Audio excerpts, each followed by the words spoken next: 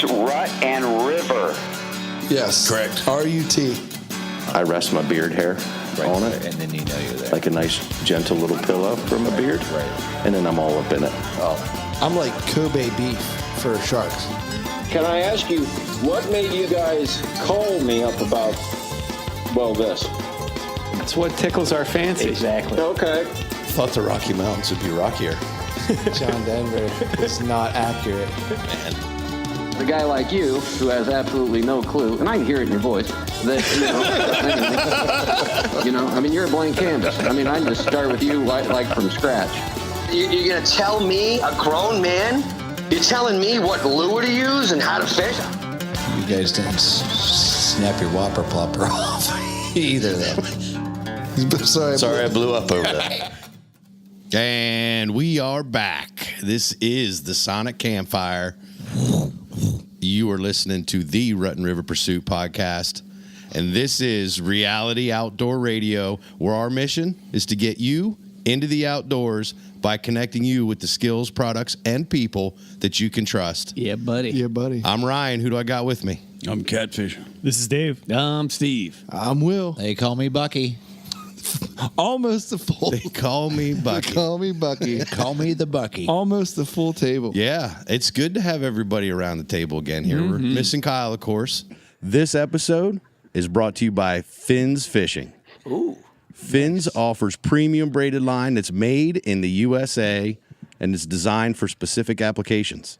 Whether you're punching mats with Finn's original PRT braid or slinging a topwater lure with the shock-absorbing line, Oh, yeah. Love that PRT. you'll be fishing with the premium super line that is engineered for one specific purpose, helping you catch more fish. Yeah, Oh, buddy. yeah. That's what I'm talking about. I need me some of that. Where the bunker at? And you know what, Stevie, listen up.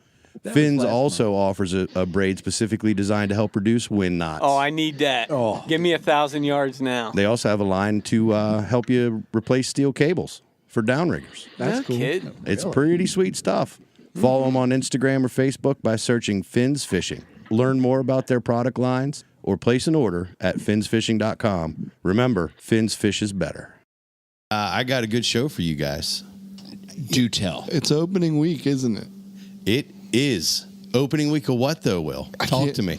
Mommy, some peanuts and cracker jacks. Is that I right? was wondering if you were Are going we to bring taking that you around. back to the ball game? You are. Tonight's the night, huh? Yeah, I'm feeling a little like Harry Carey singing. Put that me song. in, Coach. So I'm really interested, actually, to talk with our guest, and I'm about to tell you who it is. Oh, get on with But it. I want to know. I want to know a little bit about how we got to know this guy.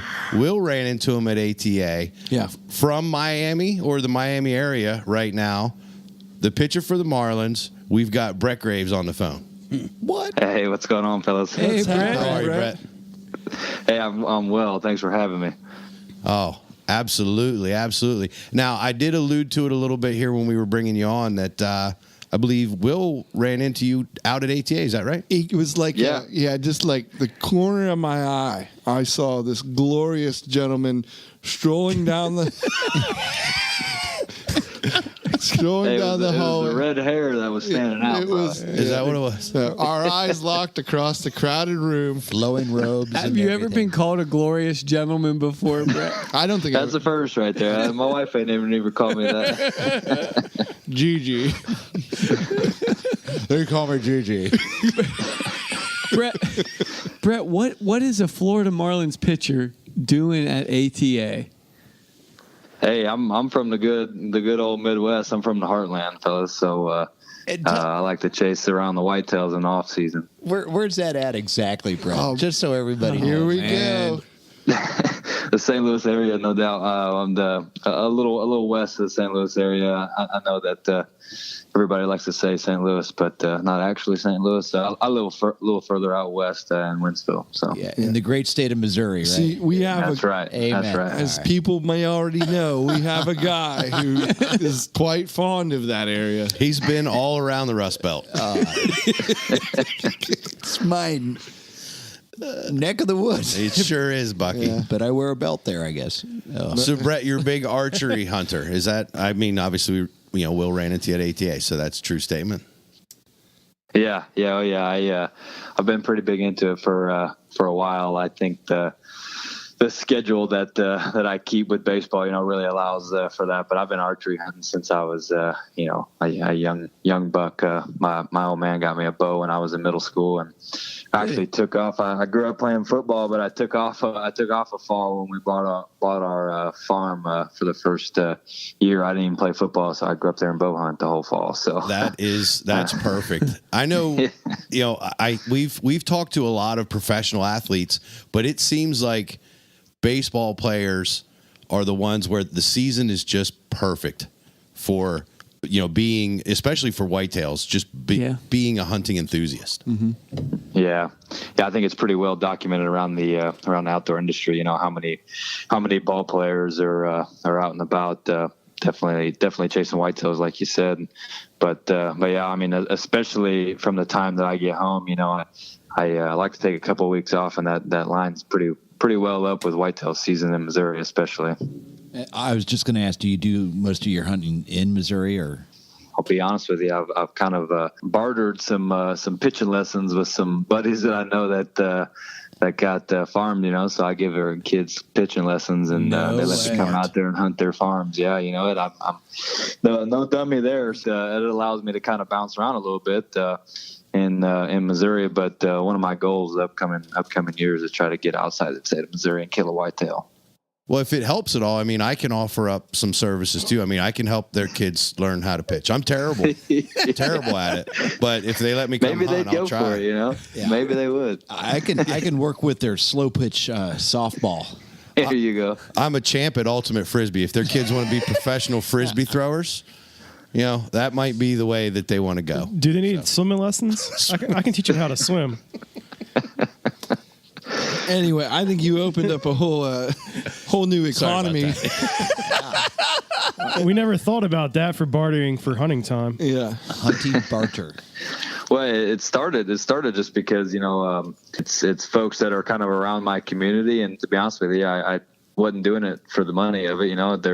Their kids are really good kids, and they started digging around trying to find things that would be worth a little bit more to me. And then I had one guy say, "Hey, I'm going to take you deer hunting for doing this." And I said, "I'll take that." I jumped on that right away. I was like, you got yourself a deal there, So yeah, it kind of started from just wanting to do it, kind of giving back to the community a little bit. I felt like had invested so much in me, and kind of got me to where I was. So started out that way, but then it turned into a pretty good little deal I backed myself into. Very cool. Brett, I know like both ball players, they don't have a direct path in a lot of situations, a lot of times. How did you make it to Miami? Yeah, mine's pretty unique. I went to high school there in the St. Louis area, and I went to the University of Missouri and played ball there for 3 years, and I was actually drafted by Oakland in 2014, and I played there for 3 or 4 years, and I found myself in Miami because of the Rule 5 draft, which is a pretty uncommon route to make it to the big leagues. I think the past year there was only 18 selections or something like that in the Rule 5 draft. And just a real quick background, I've gotten pretty good at explaining what this is, because when my grandma asked me what in the heck the Rule 5 draft was, I had to figure out a pretty simple way to explain it. Explain it to us like we were your grandma. Yeah, but it was very simply, it's a major league redraft of minor league players. So after a certain amount of years, if your team doesn't choose to put you on their roster that year, you become available in this Rule 5 draft, where other teams can take you based off the same like waiver process that I'm sure you've heard of, claimed off waivers, whatever. So I was picked up by Miami through that, but stipulations, so that teams just can't go grabbing a ton of people, is that whole next year you have to stay with the team in the big leagues. And if I were to have gotten sent down, then I would have went back with Oakland. So that's just a little bit of the format. So I played last year in Miami, and last year was an awesome year. It was my rookie year in the big leagues, and I really got to experience and see a lot. And my wife got to be there with me. So, and pretty fun, exciting time in my life for sure. So is there any you're down in the fishing capital of the world. What's does a Midwestern boy do in the fishing capital of the world? You know what? I hate to say it, but I I get pretty boat sick, so I don't do too good on the boats now. But if we stay on the dry land, I'm all about that. Swing and a miss there, Will. yeah. I just had a buddy actually. We get one off day the entire spring training. You know, we go from first week of February all the way through the end of March, and we get one off day. And I had a buddy text me and say he had a charter boat lined up, and I don't know if you guys saw it, but Noah Syndergaard just pulled him in like a huge fish the other day. I got it all on film and whatever. It's around on the internet somewhere, and I'm talking about this fish is hundreds of pounds, you know. Oh, wow, and man. he's going to the same guy, you know, and he was like, hey, you know, I got us a spot. I was like, man, I'm telling you, you don't want me on that trip because I'll be with the buzzkill. You know, I wish I could. And, you know, I would love to go do something like that and not feel like crap. But a lot of those charter trips, you know, they don't mind people chumming. Yeah. So you you throw stuff off the side of the boat. It'll be all right. Yeah. Yeah. I've tried it a time or two. I played ball for a summer up in Newport, Rhode Island, and that was my last time that I did that. I played up there, and I went up there and caught like a 32-inch striped bass, and I've got a nice picture and had a nice dinner and show for it. But it came with a cost, that's for sure. I wasn't feeling too good the whole rest of the day. So left a piece of yourself out there, did you? Yeah, a couple pieces. Brett, talking about archery, there's a lot of specific muscle groups that it takes to not only shoot a bow, but I would imagine to pitch that are unique to pitching versus shooting archery. Does that mess with either your archery or pitching? Like some guys' arms are extremely strong in weird ways when they're competitive archer versus I've shooken baseball pitchers' hands. They're ridiculously strong. Yeah. Or you just, is your right arm like the Hulk or you lefty or? So. No, I'm a righty. Yeah, I'm a righty, but I wouldn't necessarily say the Hulk, but I do everything all year except for maybe like 2 weeks out of the year training my right side to be able to throw things. And, so I was just actually having a conversation about it earlier about how, lopsided my body can get because I'm always training one way. You know, I'm always training to rotate, and throw something with my right hand. But it includes like so much of our routine and everything includes like rows and pulls and, mimicking different kind of pulling motions, whether it's a high pull, low pull, seated pull, like whatever. So I would say a lot of those muscles, especially the muscle groups, just talking about them bigger, are extremely similar. And I've talked to this with some folks before, some other baseball player buddies that are big archers as well, that shooting a bow precisely is actually like very similar to trying to throw a pitch in like a big situation. You've got so much adrenaline through the roof, and it's so important to not miss. Like you've got to aim small, you've got to miss small, you've got to miss in the right places. You've got all of this adrenaline. I'm thinking about watching the buck of a lifetime walk in front of you. Your heart's just pounding out of your chest, and you've got to make a quartering away shot at 45 yards. Or whatever the case may be. As opposed to a bottom 7, second and third go ahead run on or whatever extra innings. Like you've got to boil all that down and really fall back on your training. I know on the mound that's definitely what I do. I think your mental game would transfer over seamlessly. Like you were saying, you gotta stay focused no matter what's going on. Do you visualize a catcher's mitt in the vitals? That's a pretty good idea. When you're pitching, do you have coaches and trainers and stuff that tell you, don't do this, don't ride motorcycles, don't shoot archery, protect that arm? Like you shouldn't be doing that. Yeah, I think that it's all in the best interest of the player too. Really, my main priority, is to be a major league pitcher, be a successful major league pitcher. Sure. So I would never do anything that would jeopardize that, and that's obviously got to come first in my life right now. You just got to have ways where you can kind of compartmentalize the game and everything. You're like, no one wants to go out and work a full week of work and then have to go home and be working all the time. Very realistically, while we're out playing, there are a lot of things that I do or don't do that is based around being able to perform the next day or whatever. But you've got to have your things that kind of let you escape from the field. So I definitely would say, I feel a lot of that time for me throughout the season are different sort of like outdoors things, that I enjoy to do. There's things you just aren't going to get away from. It just happens. Yeah, it's just part of me, being a bow hunter is just part of who I am. So when does your season start in Missouri? The archery season starts September 15th. So this past year, I told you it was my first year in the big leagues. So I didn't get home actually until October 1st. So really when I got home, it was time to get it going. And how was your season last year? Yeah, it was good. I killed my biggest buck to date so far is a 160-inch mainframe 10. He had 12. Yeah, he had 12 scoreable points, and it was a dull hunt. Other than that, I didn't see anything all morning. I killed him on November 5th, and you paid your dues. I didn't see anything until like 9:30. And then he popped out. I had a decoy out, and then was running the doe estrus scent mister, and I had seen a ton of rut activity leading up to that, and then really the time where I thought it'd be best, it kind of dried up on me a little bit there in Missouri. But I was gonna say you were right there in the right time, I would have thought, but it slowed down a little bit, huh?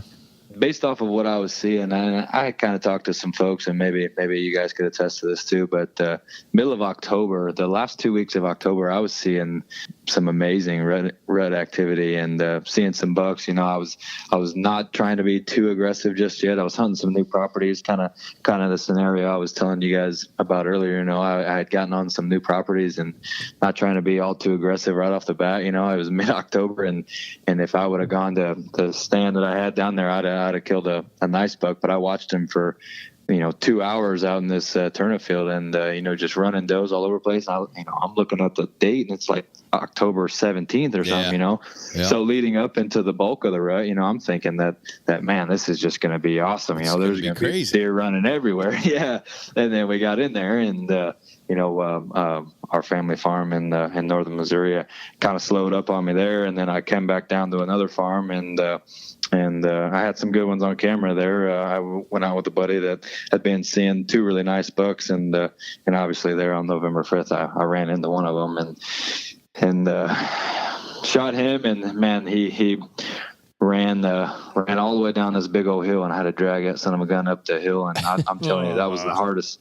Hey, that was the toughest workout. I worked out it freaking every day last year. That was the hardest workout I did all off season last year. So, Brett, believe it or not, which you probably don't, this is our third season doing the podcast, and you are the first person to bring up about using a decoy. Yep. In a hunting season, in a deer scenario. Yeah. So can you tell us a little? How often do you do it? Can you tell us a little bit of? Was it a doe or buck? Well, let's start off with what's a deer decoy? Because when you said that, it's a lot like a goose decoy, but it looks different. Oh, like a deer, bud. Okay. It looks kind of like a deer. Yeah, I mean, if you get it real close, you can tell it's not a deer. So no, hey, did you have a buck or a doe? It was a buck, and you don't want one too big because you don't want it to be a dominant buck, but you want something that's big enough. I think it was a Flambeau buck. It was the Boss buck that they make, and I think it's about 135-inch buck that. Like I said, it's not like a real dominant looking buck, but I had it out in this turnip field, and really what had turned me on to it was two things. The buddy that I was hunting with, he is bigger on him. He likes him, and he had hunted that farm before and had some good responses to it. And then the second thing was, filming all of it, I'm trying to get some sweet footage, of this buck coming in all bristled up and wanting to tear that Boss buck up. And I'm not real sure the scenario wise if that buck wasn't out there, had that, would the buck that I killed have come in? But I've got some pretty cool stuff of him coming into the decoy, and got his ears all pinned back. Did he come in with his ears pinned back? Yeah, doing that sort of sidestepping. with his head cocked a little? Yeah. The scenario really, what I envisioned this happens 1 out of every 1,000 times you try to do a whitetail hunt, it seems like, but I had a hunter's cloak, rut rouser in the tree with me, and it was blowing like a doe estrus scent downwind, so I had a southeast wind, and this buck came straight up from that direction and got up to the top of this hill where I'm sitting in this turnip field, got close enough to where I think he could kind of smell it or sense that something wasn't right, and got about 25 yards from it, and then kind of got a little cautious, started walking away, and that's when I had shot him kind of quartering away from me. So it seemed to me like that just worked perfect. If none of it was there, like maybe it still would have happened, but in my mind, that's set up of what I was trying to go for. Yeah, he read the script. He did. Yeah. How did you not snort wheeze? I actually wanted to ask you though, what kind of a distance, line of sight, is that decoy to where you were at in the tree? It's about probably 25 yards, more like out in the middle of the field, away from the edges. So hopefully the deer come out more from the edges. And did you have it angled at all? Was it facing sort of quartering toward you? Yeah, quartering towards me and kind of like across my face. We had a pretty good idea of where this buck would come out of if he came to this field, just because we kind of, we have him pinned down to where we are pretty sure that they bed at. We had him kind of pointing away, across my face, but away from the direction that we expected the deer to come from, and that is where he ended up coming from. And so that he would have to walk all the way around this buck and basically in front of my face, and present a shot that way. So I said it a couple minutes ago. Textbook. Yep, that's perfect. Yeah, it sounds like you read the script too. Yeah. Well, hey, I gotta give that credit to my buddy Scott that I was hunting with. Man, he's a genius. He's killed some big deer in his time, and he put so much time into that farm that he knows and knew exactly where what bucks were out there and where they were coming from, and had a pretty good idea when they'd be out there. So he got me on it. I've set up that exact same scenario so many times. Yeah. There's only one difference. I never had any deer. Buck come in. You have a decoy. I do. Now, I generally will put out a doe decoy only because it's Pennsylvania. We have a much younger class of deer, so a smaller buck. A 130. And you put out a 135 in Pennsylvania. Get shot, right? He is the boss buck. It doesn't get shot. He's the big hoss on the farm. Ryan's doe identifies as a buck. The idea of what he's saying is perfect though, because we take Big Tom turkey decoys and first thing we do is cut half the beard off, so that you make them Jake, so that the big strutters that come in aren't afraid of them. They don't want to fight with them; they want to beat the Jake up. Makes sense. Mm-hmm. Yeah. I've multiple times wanted to do this here in Pennsylvania where we hunt. I've always had the withdrawal of carrying the decoy in and out of the woods. In archery season, maybe not so much, but it still draws attention with so many hunters in my area. Like, it just seems like somebody would walk down the field and be like, "Oh, looky here," and where I hunt. So, the times I've used it in Pennsylvania were I was on private property, and I actually sort of stashed the decoy in the woods near where I wanted to set it up, so that I didn't have to drag it in and out, but also I didn't have to worry about a lot of cover scent. I had to deal with the scent a little bit because I had to set it up, and you got to spray it down, and then you got to put the attractant out too. So you deal with scent just a little bit, but the fact that this thing was sort of stashed underneath some weeds and leaves and stuff, it's kind of convenient. I just go flip her up and climb in a tree. But like I said, I just didn't have a 160 show up. Dang it. Dang.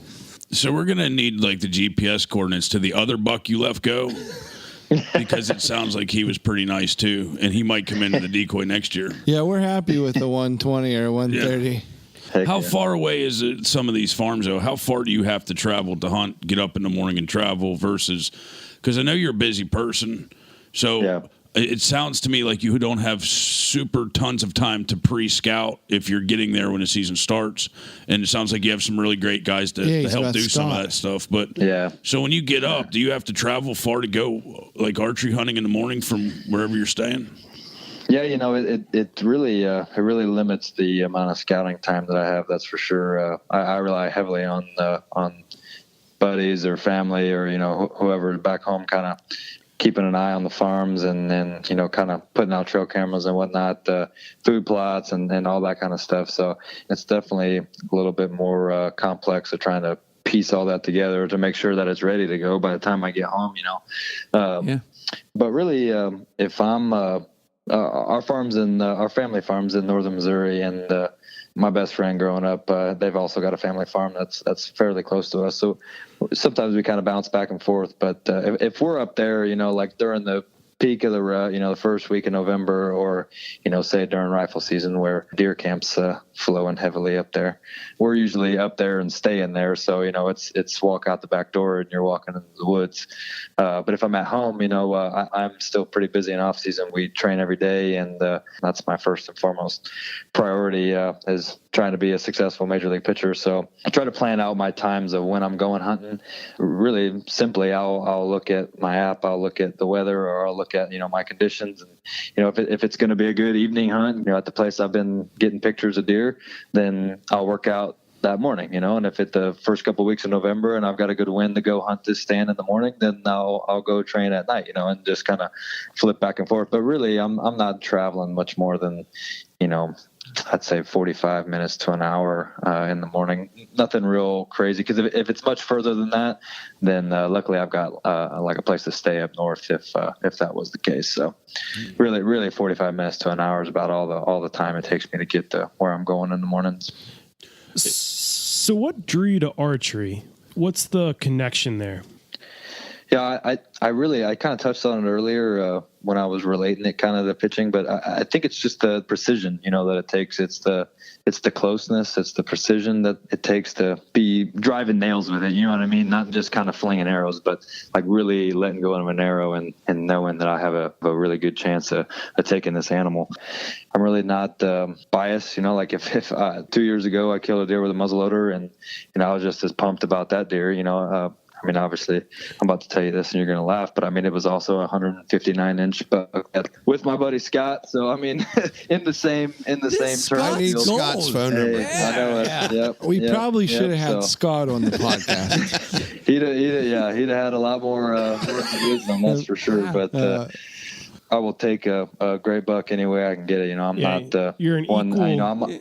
Equal tag I'm a hunter. opportunist. Yeah. Well, no, yeah, absolutely. He I'm a nailed hunter. it. I enjoy Yeah. I enjoy being out there. I enjoy being in the woods. And to be honest with you, as simple as it gets, is every chance I get to be in the woods, I'm going to do it. And whether that's with a gun or with a bow. But what I've tried to do the last couple of years is my wife really loves to go hunting with me. I've got some buddies that don't have places to go that really love hunting.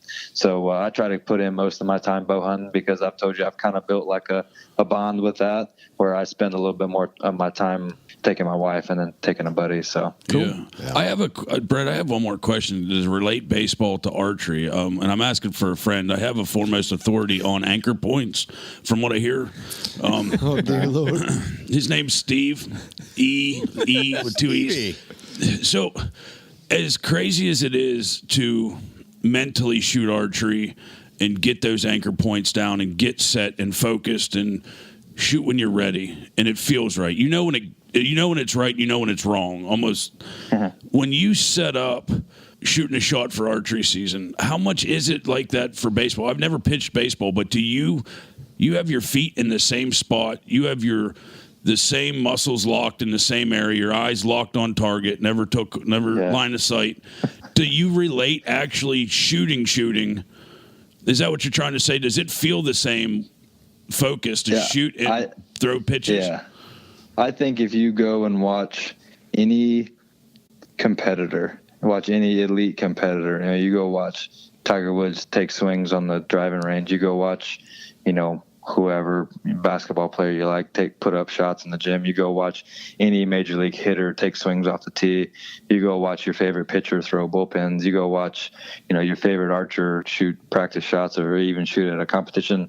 Everything about that is so precise and so specific, because we're all just such a creature of habit and creature of routine, from what I've gotten to experience. when stuff starts flying, when you've given up some hits, you've given up some runs. Say I went into the inning up 3 runs, I gave up 2 runs, and I got two more guys on base, and it's my job to keep the team up and winning. Like the only thing that you got to fall back on is your routine.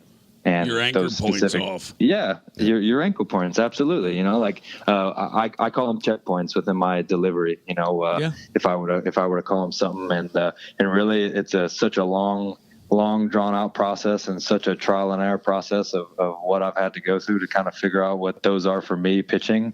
But it's the exact same process as shooting a bow. Do you feel that it would be more like, I might be Happy Gilmoreing this, but would it be more accurate for me to raise my left knee up when I'm shooting my bow up to my chin like you do when you're pitching and step into my shot? Yep, you should. Yeah. Hey, that's your anchor point. If that gets it done for you. I never understood why to a 12-year-old listening to this that wants to get into archery. Yeah. And I think if this baseball thing doesn't work out, that I'm sure like the WWE, you could put up some sweet chin music with that kick. Man, it's high. With the season butting into the season, right? Meaning buck season. How do you practice? Do you take your bow with you into the bullpen and say, wait, guys, can we hold off for a little bit when you set up a target? Well, the outfield would be great for like a 50-yard range. Yeah, and the bullpen for a 20, 30-yarder, you know? That's not really. It's off label. It's pretty frowned upon. What happens in the locker room stays in the locker room. I'm sure there's a long hallway in like some field house you can find. Yeah. I mean, there's the ways that we get around it for sure. Because every team I've been on, there's a couple of guys that are bow hunters and like to shoot their bow. Everybody in the alleyways of the bus, make sure you lean towards the windows as we shoot. Guys are having tournaments. Well, that's what I was. Yeah, I definitely had that question. So you can't be just the only guy that enjoys archery. Do you have in the Marlins system? Do you have other guys that you bond with? And is there 5 of them or is there 10 of them? Like what? That's kind of what I was getting ready to say earlier, and I stopped myself. I got called up to the big leagues last year, and I'll be dang if my locker didn't get put right next to the other guy that was as serious a bow hunter as I was in the locker room. Yeah, so it wound up perfect for me to get to sit there and talk about. We were both in the process of getting new bows. I got a Matthews Tri-X last year, and he had gotten the new Halon 32. I think he's a big old guy with a big old long draw, so he needed a longer one. And nice. Yeah, so we got to sit there in between BP and everything. We're talking the bow hunt. Everybody else is talking about God knows what, but we were talking about deer hunting and what was going on in the woods. But yeah, we've got a handful of guys, and I think it kind of differs from team to team. And there's some guys that are into it as a leisure sort of thing, and then there's some guys like me that I enjoy shooting my bow, but I'm doing it to go out and kill a whitetail. So there's guys that just like archery just because they like to shoot their bow, which is cool too. We've got a couple different guys. I'd say, 3 or 4, and it's ranged from 6, 7, 8 to some other teams I've been on. So it just kind of depends on the team and the guys that are in the clubhouse, obviously. So in Miami, we've got a lot of just straight up, we've got a lot of Latin players. So to them, shooting a bow is just so foreign. So, but there's a handful of guys. Sure. Do you ever try to line up, like if you're in an area of the country, like line up a hunt or like line up some outdoor activity? Like if you're going to have like 2 days off after a 3-game run in some city, you ever try to do that? Well, the scenario that you just presented never happens. So I was going to say baseball players don't take days off. I wish that we got. Yeah, I wish that we got 2 days off after a 3-game home series, but that doesn't happen one time on our schedule. So what is it, like 185 games in 130 days or something like that? not quite that many, but it feels like it sometimes. Roughly. That's hockey, bud. How do you have time to rest that arm in between games? Like after shooting, 30, 40, 50 arrows in a night, if you do it night after night, you can't shoot straight after 4 or 5 days of that. You have to give your arm a night off. I mean, yeah. for me as a pitcher, like the recovery of my arm becomes such a active thing, and not just sitting around, waiting for my muscles in my arm to feel better. Your program, your lifting and conditioning is so important that actually getting through that stuff makes my arm feel better. Like playing catch in between the games is what makes my arm feel better. If I were to just sit around between games, my arm would be way worse. So the running and the lifting and the different arm care exercises and just really, really small, fine shoulder exercises that I do where I'm holding like little bitty baby weights. I feel like a goon when I'm in the weight room at home, just at the local gym, I've got these little pink 3-pound weights and I'm doing my shoulder exercises. And, all these dudes in the gym are trying to deadlift and bench as much as they can. So, but I mean, that's the stuff that kind of keeps me going throughout the year. That's kind of my base that I have to rely on. You need to hold up a pink weight and tag Cameron Haynes. Tell him keep hammering. Yeah, tell him you're hammering. Yeah, that'll be received pretty well, I bet. I bet you get something out of it. I'm going low weight, high reps, right? That's what he preaches all the time. Yeah, he's a great dude. It just bears heavy on my heart right now. I'm going through a pretty extreme arm injury myself that I might be facing down the barrel of some surgery for some nerve compartmental syndrome. And it is my right arm, which I shoot with and do everything, it's cast with. The ability to watch somebody that does something at your level, knowing that your hand has to be numb by the end of the night just from throwing the blood into it, to the point where you can't lift your arm, knowing you're recovered and ready the next day is something off air that I have to call and pick your brain about because I've been soaking this arm in ice. I've been putting heat packs on it, massagers on it, wrapping it, unwrapping it, and nothing seems to really get it back. It's extremely awesome to me to see somebody that can do something of your caliber and do it repetitively, constantly at that level. Yeah. It's very impressive because I know you have to go through some strain and pain to be able to do what you love. Yeah, I feel like I learn that all over again every year. I'm 26 now. I'm still young for sure, but getting older in the game of baseball, that's for sure. But I feel like I learn new depths to that every single year. Just getting older, you just got to get smarter, and you got to figure out, keep figuring out kind of what works for you, and keep learning new things. As soon as you stop, then that's kind of when I think Brett just diagnosed me though. I'm not 26 anymore. I think he just diagnosed me.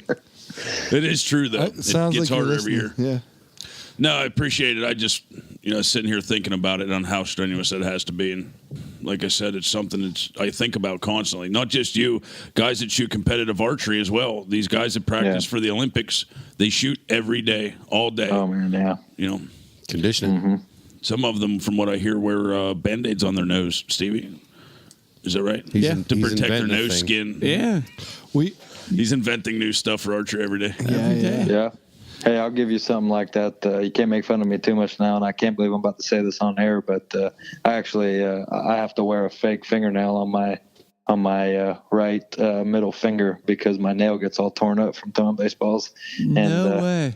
Yeah. I never had to do it in college or anything. I guess just once I got into professional baseball, just the season being so much longer and the workload being so much greater, going from 56 college games to in the minor leagues was 140, and then the big leagues was 162. Yeah. So so I've got to wear a fake nail on my right. Do they call you Lee Press on in the Can you?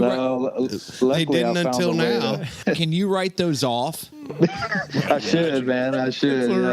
It's a legitimate question. Oh, yeah. I wouldn't want to see that on my tax. You can save on nail. Save 10 I think he just gets it from the year. trainer. It's just like tape, I would imagine. Yeah. It's like a prosthetic. It is now. Yeah, it is now. I used to have to go get them put on, but I'd call it all. Now we've got it now. Brett, I'd be all fancy and say I have a prosthetic nail. Prosthetic, yeah.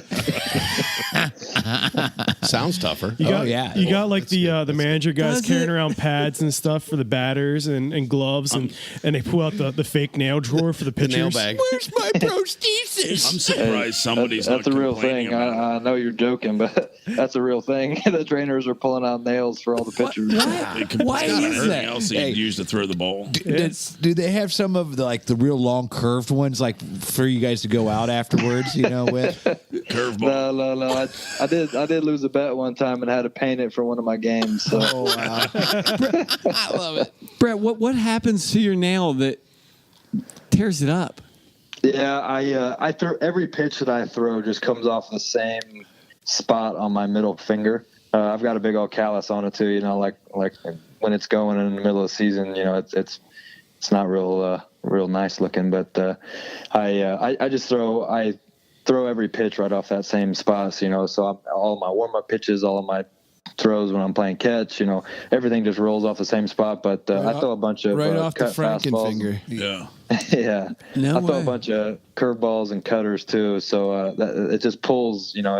I don't really know how to explain it. It just pulls like a little weird across my nail, and if it's too long, I get a blister, and if it's too short, then they rip. So I've got to put that. You put got to that do little what you got to do prosthetic to work. on there. I guess. Yeah, no Yes. doubt. Sounds Find a painful. way, or they'll Yeah. find somebody else. Yeah, I heard that. Been there. Not You got, pitching. you got benched a few times, haven't you? In the glass industry. Not necessarily major league pitching, but Steve, what'd they say? Stevie, get back to your desk. go back to your They desk. lost a lot of Don't good you men come out back there. until I touch my shoulder with my right arm. Oh dear. Calling you out of the bullpen. Well, Brett, hey, I know we are. We're actually coming up on time. I wanted to talk to you a little bit about setups and if you're running and gunning, or if Scott's hanging all your stands, or whatever the situation might be. But what we need to do is we love to end our show with what we call it the Fast Five. We're gonna run through a couple of quick questions. There are no wrong answers, but we do like to point out. We'll let you know if they're not right. Okay, right on. Yeah. But just whatever you've got, just first thing that pops into your head when we ask these questions. We're going to run through these five. So, Bucky, why don't you start us off? One thing that you cannot live without in the outdoors. I mean, you better have some good long johns if it's cold. You know what? There we go. Yeah. Yeah. True that. All right, then Yeah. number two. What are you most proud of? I Scott. don't know. I think yeah, a good guide. Sharp arrows, that list could be long. But Yeah. no, seriously, I'd say probably a family that's kind of steered me in that direction, taught me some morals in the outdoors, and really showed me how to do it the right way. I'm pretty fortunate that my That's dad awesome. was, Very cool. went to lengths to do that for me. Great answer.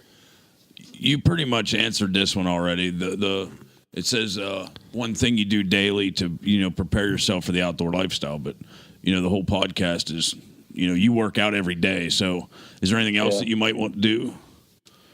Yeah, I think that we touched on it a little bit, and just the mentality. I think a big piece of my job is learning how we talk about like learning how to slow the game down, control your heart rate, and all of those same sort of things. I apply all of those same sort of tactics that I use, when stuff's hitting the fan and you got bases loaded, or, you got guys on base and you're trying to make a big pitch in front of a whole bunch of fans, or you've got the biggest deer in front of you, biggest deer you've ever seen out in front of you, nobody around, and your heart's still beating through your chest. Some of those same sort of tactics to sort of slow your brain down, slow everything down, slow your breathing down, and make a good shot. What's on your hunting bucket list? Oh, first I've got a long hunting bucket list now. First on my list is to go kill an elk. I think that'd be awesome. Yeah. What makes Brett Graves happy? I think just getting to spend time outdoors. I think that that's something that I've grown the biggest appreciation for, and I think that's probably another piece of why I like bow hunting so much. Is this that it realistically it does take more time. Like you've got to put more time in, and I just love getting to spend time outside and God's creation and really just waking up with the world. I'll never get tired of going out in the morning before the sun comes up, sitting in a tree. You know, I may not even see a deer, you know, and I'm still just having the time of my life. So love it. That is great. Brett, thank you so much for hanging out with us tonight, and thanks for spending some time and talking to us. Yeah, thanks for having me, guys. I had a great time. Appreciate it. Yeah, absolutely. We what we need to do though is keep an eye on you, see how the season's going. What's the best way for folks to follow you and keep in touch? Yeah, you know, personally, I'm on social media. I'm on Instagram and Twitter. But you know, if you're wanting to keep up kind of more of the baseball stats and whatnot, you know, you can get the MLB app. There's an MLB app. You can set your favorite team to the Marlins, and you can get updates every time I go in the ball game. Hey, Nice. What if it's not your favorite team? Ouch. Well, I think you can put multiple favorite teams. So how about that? There There's we your go. answer. Gotcha. Nice. Would you be upset if I rooted for the Cardinals? Absolutely not. All right, bud. He can't talk about that right now. I know He's under contract. I'm sorry. Brett, if people want to follow you on Instagram, how do they do that? Yeah, my handle's Brett Graves 5. I got a little blue check mark, so you can make sure it's me. But yeah, I'm on there pretty consistently. I think it's something that I like to do to kind of share what's going on. I've got a bunch of family that's interested in kind of following along, and then also like kind of sharing some bow hunt stuff on there too. So cool. Very cool. Good luck this season, bud. Absolutely. Yeah, thanks, baseball guys. I appreciate season it. and hunting season. Yeah. How about got a long season coming up. Yeah, you sure do. My wife always says it's always some sort of season around here. Nice. Smart woman. Yeah, bless her heart. All right. Thank you very much, Thanks, Brett. We Brett. appreciate it, bud. Thanks, guys. So, Deaky, Yeah, bud. when we aren't throwing like wicked knucklers across the corners of the plate or having Scott hang stands so 160s come in for us. Or bartering for pitching lessons. You can find us at rutandriverpursuit.com. You can find us by searching Rut and River Pursuit on Instagram, Facebook, and Twitter. You can also find us on all the podcast apps just by searching Rut and River Pursuit Podcast. And what else can you find us on, Stevie? Check out the YouTubes. There you go. Hey, Buck, when we are hankering for a snack at a ball game, what do we reach for? I reach for some Moses Family jerky. And I've really been into the Chesapeake lately. Oh, yeah. Is that right? Yeah. That's seasonal. Yeah, since we've been, down at the shore. And It is getting back warmer. And forth. Yeah. I like it. So, yeah, that Chesapeake. Yeah. Check her out. Head on over to mfjerky.com. Get you some jerky and coffee and snack sticks and good stuff. Some sweet sticks. Jerky Pursuits 15 will get you 15% off your entire order. Nice. the whole thing. All of it. Excellent. Everything on the site. I can't wait to get back out into the fall woods, but Don't wish it away. I can't wish The it too winter far was away. long. We got a lot to do between now and then, but I got It a was little cool talking I got a about little hitch in my giddy up now. I'm ready to go. I heard that. All right. Get that bow out and practice. Thanks, guys. See you, boys. See ya. Keep them in the strike zone. Would it be more accurate for me to raise my left knee up when I'm shooting my bow up to my chin like you do when you're pitching and step into my shot? Yep. You should. Yeah. Try Hey, that. that's your anchor point. If that gets it done for you. Like you were saying, Yeah. you gotta be, you gotta stay focused no matter what's going on. Do you visualize a catcher's mitt in the vitals? I ought to. Yeah, that's a pretty good idea.